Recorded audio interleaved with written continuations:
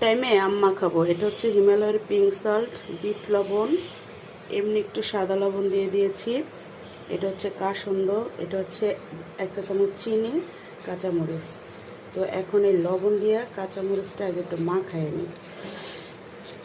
এরপরে আমি এই যে চিনি, তারপরে কাসুন্দ সব কিছু একসাথে দিয়া এই যে আমটা আমি এখন মাখাই নিচ্ছি।